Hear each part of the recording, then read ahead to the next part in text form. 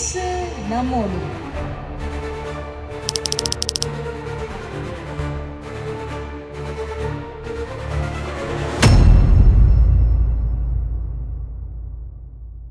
ஹல்லேலூயா. அருமையான தேவ பிள்ளைகளே, இந்த நாளுமா இயேசு நம்மோடு இந்த நிகழ்ச்சியூடாக உங்களை சந்திப்பதிலே மிக்க மகிழ்ச்சி அடைகிறோம். கர்த்தரையும் அவர் சமூகத்தையும் நித்தமும் தேடுங்கள், ஒரு நன்மையும் குறைபடாது என்று தேவனுடைய வசனம் சொல்லுகிறது. ஆக இந்த நாளிலுமாய் தேவனுடைய வார்த்தைக்கு நேராக உங்களை நான் அழைத்து செல்லுகிறேன். யோவானுக்கு சுவிசேஷம் 5ஆம் அதிகாரத்தில் 24ஆம் வசனத்திலே இப்படியாய் வாசிக்கிறோம். என் வசனத்தை கேட்டு என்னை அனுப்பினவரை விசுவாசிக்கிறவனுக்கு நித்திய ஜீவன் உண்டு, அவன் ஆக்கினைக்குள்ளாக தீர்க்கப்படாமல் மரணத்தை விட்டு நீங்கி ஜீவனுக்குட்பட்டிருப்பான் என்று மெய்யாகவே மெய்யாகவே உங்களுக்கு சொல்லுகிறேன். அருமையான தேவ பிள்ளையே, எவ்வளவு அருமையான ஒரு தேவனுடைய வார்த்தை. இன்றைக்கு அநேகருடைய வாழ்க்கையில இயேசு இயேசு என்று சொல்லுகிறார்களுடைய இயேசுதான் வார்த்தை, அந்த வார்த்தை தான் நம்முடைய வாழ்வு என்பதை அறிகிற உணர்கிற இருதயம் இல்லை. இன்றைக்கு பாருங்கள், பைபிள் என்று அதை புறம்பாக்கி, இயேசுவை புறம்பாக்கி, சபையை புறம்பாக்கி ஒரு வாழ்க்கை வாழுகிறார்கள். இன்றைக்கு சபை, இயேசு, வார்த்தை எல்லாம் ஒன்றுதான் என்பதை அறிகிற உணர்கிற அந்த மேன்மைகள் அநேகருடைய வாழ்க்கையில இல்லை. அருமையான தேவ பிள்ளையே, இன்றைக்கு ஒரு காரியத்தை நானும் நீங்கள் சரியாக புரிந்து கொள்ள வேண்டும். வசனமே இயேசு. வேதம் சொல்லுகிறது, ஆதியிலே வார்த்தை இருந்தது, அந்த வார்த்தை தேவனோடு இருந்தது, அந்த வார்த்தை தான் நாம் கிருபையும் சத்தியம் நிறைந்தவராய் மாமிசமாய் இயேசுவாக வெளிப்பட்டார்.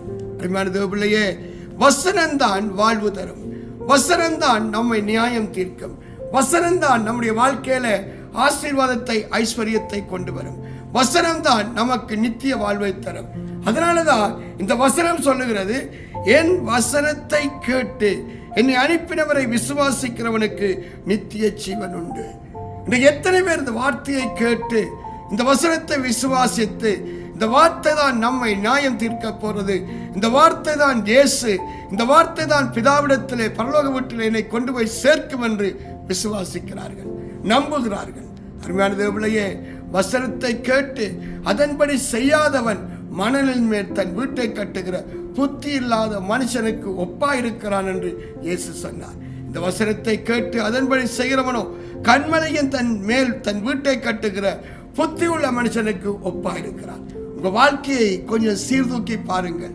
இன்றைக்கு வசனத்தை கேட்டு அதன்படி நடக்கிற மனுஷியாக இருக்கிறீர்களா? எல்லாவிட்டால் வசனத்தை கேட்டு நீங்கள் மனமும் மாமிசம் விரும்புகிற ஒரு வாழ்க்கை வாழுகிறவர்களாக இருக்கிறீர்களா? நான் சொல்லுகிறதை கவனித்து கேளுங்கள். நீங்கள் வசனத்தை கேட்டும் அதன்படி செய்யாமல் இருப்பீர்களானால் உலகத்து மனிதரைப் போல நீங்களும் பரிதவிக்கத்தக்கவர்கள்.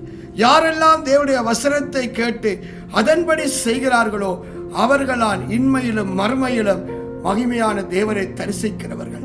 அருமையான தேவ பிள்ளையே, அதனால்தான் தேவ வார்த்தை மிகவும் முக்கியம். இந்த வார்த்தை தான் மரித்து போன நம்மை உயிர்ப்பிக்கிறது. இந்த வார்த்தை தான் இல்லாத மேன்மைகளை நம்முடைய வாழ்க்கையில கொண்டு வருகிறது. இந்த வார்த்தை தான் இருளிலே பிரகாசிக்கிறது. இந்த வார்த்தை தான் நம்மை உலகத்துக்கு வெளிச்சமாக உப்பாக நிலைநிறுத்துகிறது. அருமையான தேவ பிள்ளையே, வசனம் இல்லாதவர்கள் ஜீவன் இல்லாதவர்கள். இந்த வசனம் தான் ஆவியும் ஜீவனுமாய் இருக்கிறது. இந்த வசனம் ஒரு மனிதனுக்குள்ளே கிரியை செய்கிற போது, இந்த வசனம் ஒரு மனிதனுடைய வாழ்வாய் மாறுகிற போது அவன் தேவனை உடையவன், அவன் பரலோக வாழ்வை உடையவன், அவனே பிரகாசிக்கிறவன். அதனால்தான் என் வசனத்தை கேட்டு என்னை அனுப்பினவரை விசுவாசிக்கிறவனுக்கு நித்திய ஜீவன் உண்டு, அவன் ஆக்கினை தீர்ப்புக்கு உட்படாமல் மரணத்தை விட்டு நீங்கி ஜீவனுக்கு உட்பட்டிருக்கிறான் என்று மெய்யாகவே மெய்யாகவே உங்களுக்கு சொல்லுகிறேன் என்றார். அருமையான தேவ பிள்ளையே, இன்றைக்கு உங்கள் வாழ்க்கை என்ன? நீங்கள் வாழுகிற வாழ்வினுடைய அர்த்தம் என்ன? இதை கொஞ்சம் சிந்தித்து பாருங்கள். தேவ வார்த்தையின்படி வாழாமல், தேவ சத்தத்துக்கு செவி கொடுக்காமல், நீ உலகத்து மனிதனைப் போல பைபிளை கையில் வச்சு கொண்டு சபைக்கு வந்து போறதுனால எந்த பிரயோஜனமும் இல்லை. வாழ்வு மாற வேண்டும், கிறிஸ்துவின் சாயல் ஒன்றிலே வெளிப்பட வேண்டும். நாளுக்கு நாள் மர்வமாகிற வாழ்வு வார்த்தையினாலே உண்டாக வேண்டும். அப்படி வருகிற போது நீ ஒரு நொடி பொழுதிலே மர்வமாவாய், அப்பாவுடைய மகிமையிலே பிரவேசிப்பாய், அவரோடு கூட ஜோஜுவமாய் வாழுகிற அந்த வாழ்வின் மேன்மையை பெற்றுக்கொள்வாய். நித்திய ஜீவன் என்றால் என்ன தெரியுமா? இயேசுவோடு கூட வாழுகிற வாழ்வின் மேன்மை.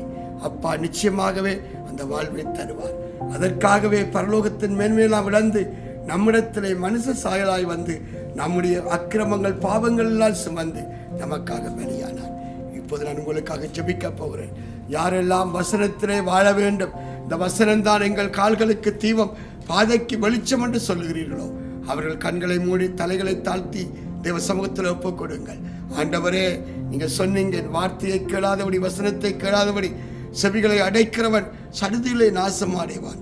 இந்த நாளிலுமாய் கர்த்தாவே, உடைய வசனத்தை கேட்டு உடைய வசனத்துக்கு ஒப்புக் கொடுக்கிற ஒவ்வொரு பிள்ளைகளுக்காய் மன்றாடி செபிக்கிறேன். இந்த நாட்களில் ஜீவன் உண்டாகட்டும், வாழ்வின் மேன்மைகள் வெளிப்படட்டும் கர்த்தாவே. யாரெல்லாம் இந்த இயேசு நம்மோடு நிகழ்ச்சியை பார்த்து கர்த்தாவே உடைய வசனத்துக்கு திரும்புகிறார்களோ, இவர்கள் வாழ்வில் பரலோக நன்மைகள், பரலோக தேவனுடைய ஆசீர்வாதங்கள், பரலோக தேவனுடைய ஐஸ்வர்யங்கள் வெளிப்படத்தக்கதாய் இதனால் ஒப்பு கொடுத்து மன்றாடி செபிக்கிறேன். ஒவ்வொரு குடும்பங்களும் ஆசீர்வதிக்கப்படட்டும். எந்தெந்த வீடுகளில் எல்லாம் இந்த இயேசு நம்மோட நிகழ்ச்சியை கேட்கிறார்களோ, இந்த சத்தம் உண்டாயிருக்கிறதோ, அந்த வீட்டில் பரலோகத்தின் நன்மைகள் வெளிப்படுவதாக, தேவ ஆவியோட ஆளுமை வெளிப்படுவதாக ஒரு மேன்மையான மகிமையான காரியத்தை செய்யுங்கப்பா. உங்க சமூகத்தில் ஒப்புக் கொடுக்கிறேன்.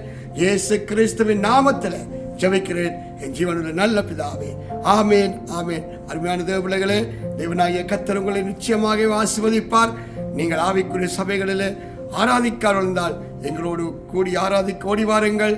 நாங்கள் ஆவியோடு உண்மையோடு தொழுது கொள்ளுவோம், சத்தியத்தை கற்றுக்கொள்வோம். கர்த்தர் தாமே உங்களை ஆசீர்வதிப்பார். ஆமேன்.